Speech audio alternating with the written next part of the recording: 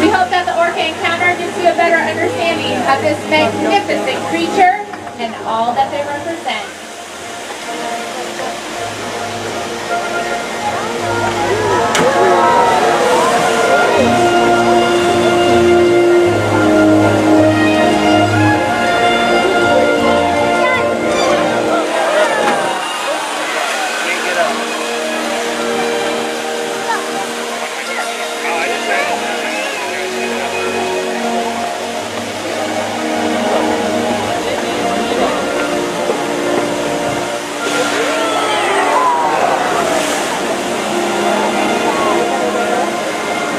While they are found in every ocean, orcas living off the coast of Iceland are quite different than those near Costa Rica.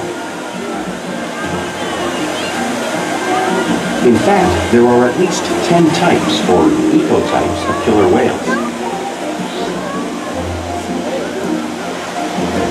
An ecotype describes the differences between killer whale size, physical form, prey, social structure, and habitat. As you can see, the differences are subtle, but noticeable when compared side by side. Orcas are adapted perfectly to their environments.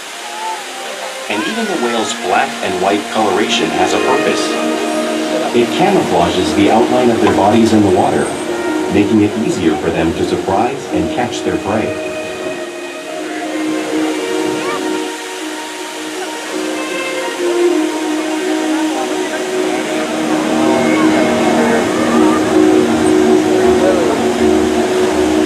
When viewed from above, the black of the whale blends in with the dark depths of the ocean.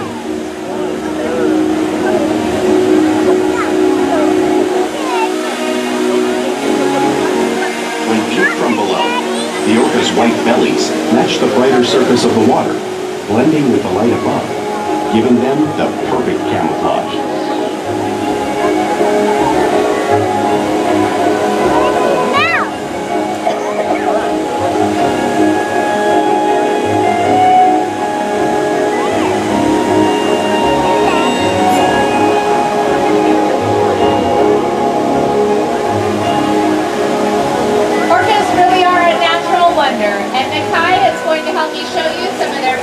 Characteristics.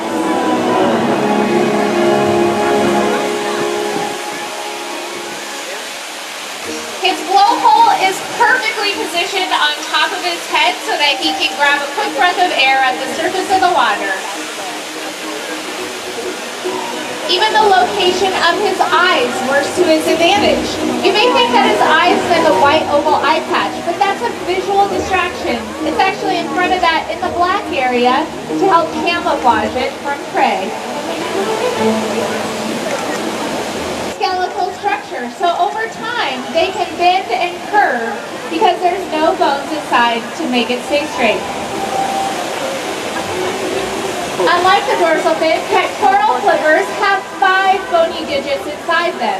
Pectoral flippers are used primarily for steering and stopping.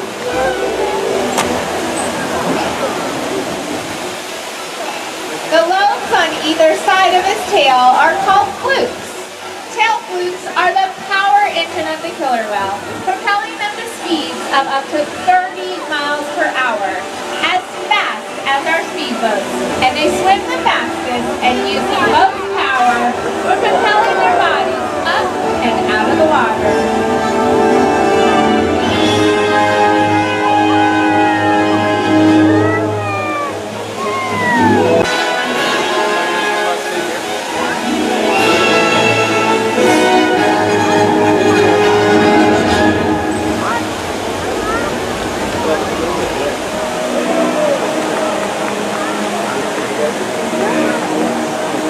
Killer whales are highly social animals with a well-defined social structure. An orcapod is always led by a female. Though just half the size of her male counterpart, she is in charge. It's all about attitude, not size. Because they live and work as a group, orcas need to communicate with sounds and body language. Orcas use clicks for echolocation or navigation,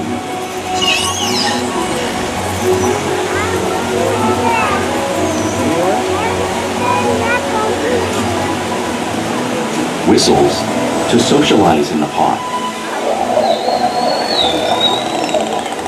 and calls for group coordination and hunting.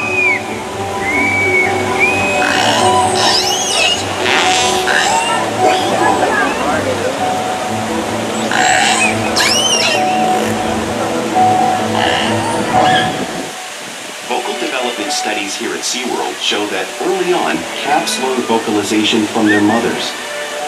But as they grow, they learn from others close to them as well. This is a bottlenose dolphin call that Shuka learned and even taught other killer whales here at SeaWorld. In fact, orcas are the largest members of the dolphin family.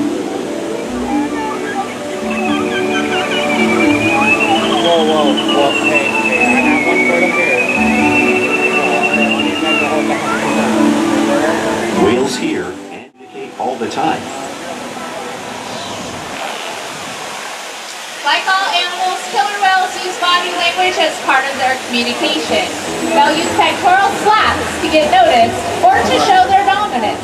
For example, a mother may use a pec slap to get her calf's attention.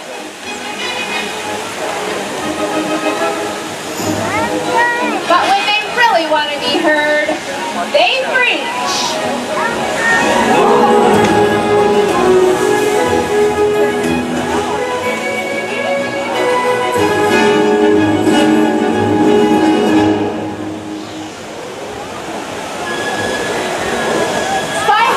It's a way for killer whales to get a better look at their surroundings and to coordinate their behavior when they hunt.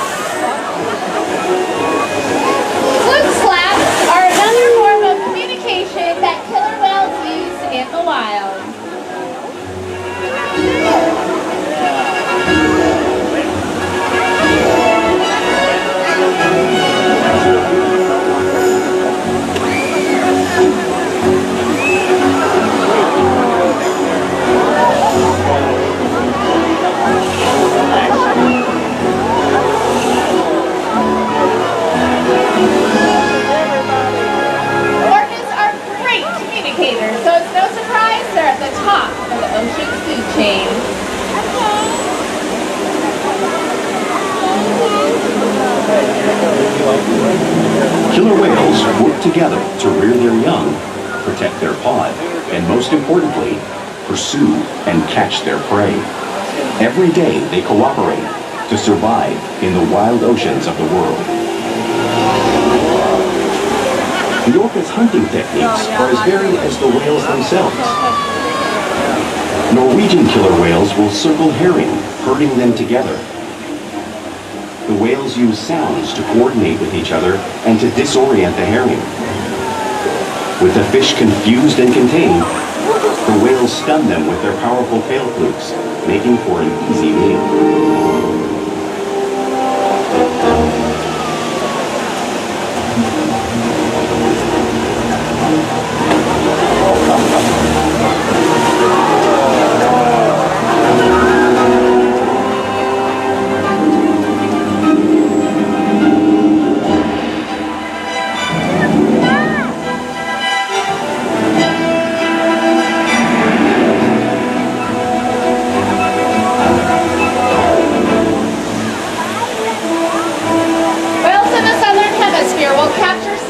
By grabbing them right off the beach. Orcas showing you the same behavior movement right here.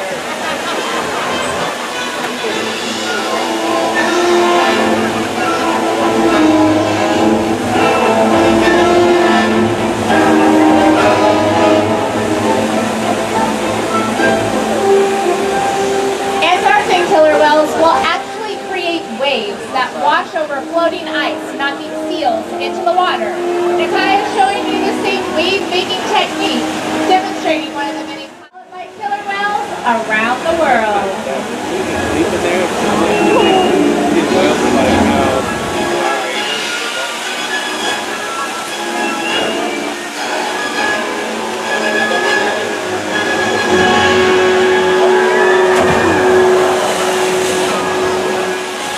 Well, you just saw these waves crashing in front of you, but you have no idea the amount of water that's being displaced unless you experience it firsthand.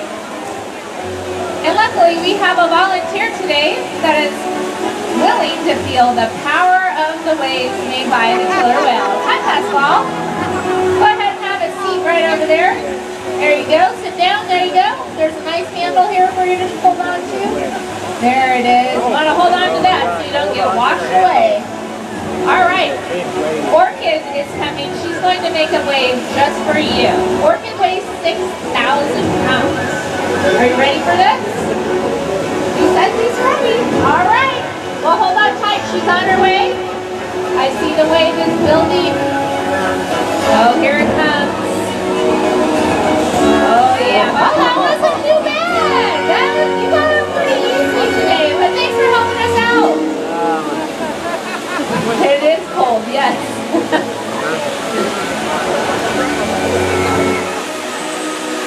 Now, because killer whales are found in every ocean around the world, it's no surprise that they eat all types of prey, including other whales.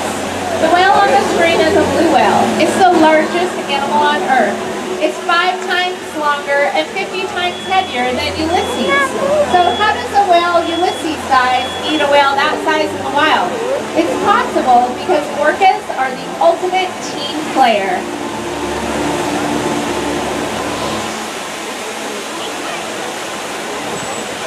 In this example, we see the larger male orcas surround a sperm whale, forming a perimeter, while the females continue to drive the whale forward until it reaches exhaustion. The calves then move in to join the adults in the group. Whatever their prey, killer whales always cooperate and hunt together, making them a highly successful predator.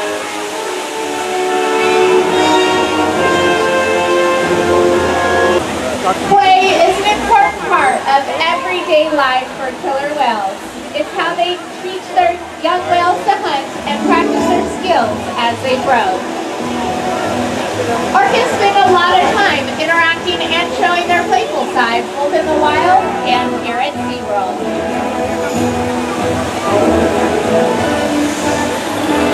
Porpoising is when the whales swim fast, breaking out of the water just for a moment.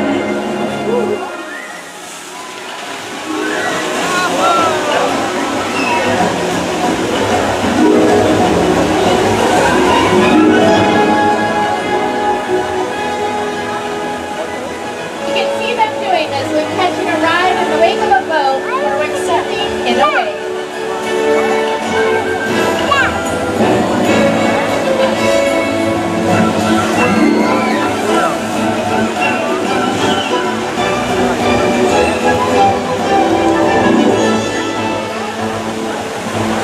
Orcas like to be touched and will rub their bellies on rocks when they can.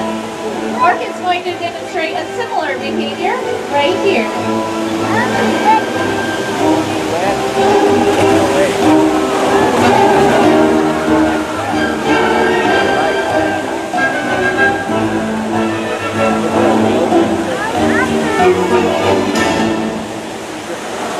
You will also see orcas imitating each other in the wild. We see it here at SeaWorld all the time. Our whales are always mimicking and learning from each other.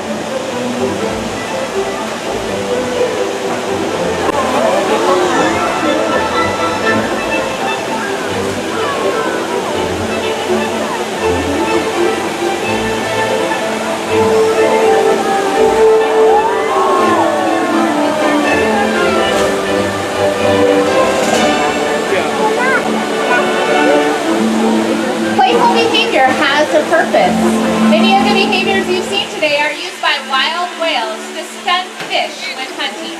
But today, I think our whales just might be stunning all of you.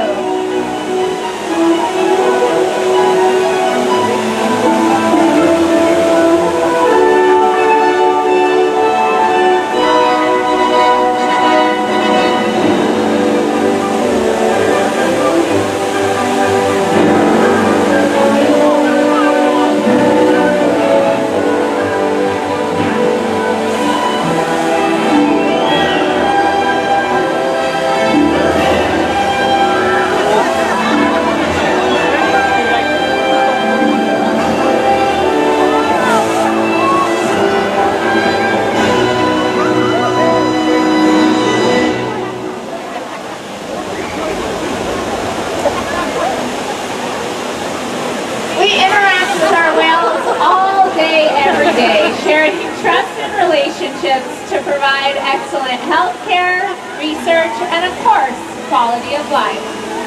The animals at SeaWorld take an active role in their own health and well-being. If you look up at stage, you see that Emily has asked Nakai to roll over and give her his tail flukes. This is an important experience to take a blood sample from Nakai's tail. This tells the vets a lot about the animal's health.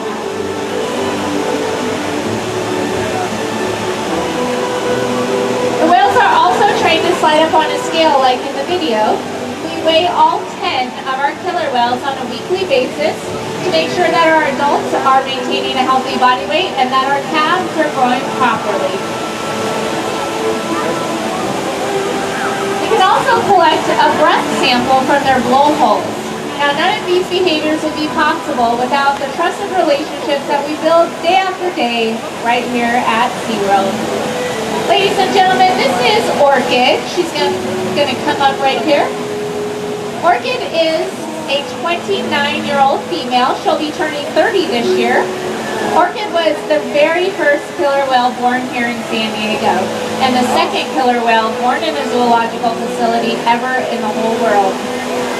Orchid is a very special animal. She loves to learn new things, and she's very high energy and one of the trainer's favorites.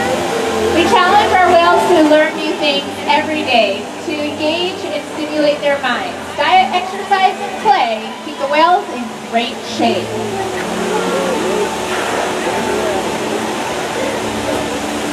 The whales here at SeaWorld have helped killer whales in the wild by participating in many research studies. One ongoing study monitors the whale's heart rate and breathing to understand how marine noise pollution from ship engines and other sources affect wild populations. In another study, scientists from NOAA, the National Oceanic and Atmospheric Administration, took measurements of the killer whales living here, including pregnant whales. By comparing these measurements with drone footage of killer whales in the wild, scientists are able to monitor the wild population's nutritional and reproductive states. Other research has been done here at SeaWorld on the mother whale's milk composition. This research will help create an effective model to understand how toxins in the ocean impact wild killer whales and their milk supply. What we learn from the whales in our care every day is actively helping whales in the wild survive. And just by being here today, you've supported our rescue, research, and conservation efforts all around the world. If we work together, like the killer whale, we can protect the future of the orca and this beautiful planet that we all share.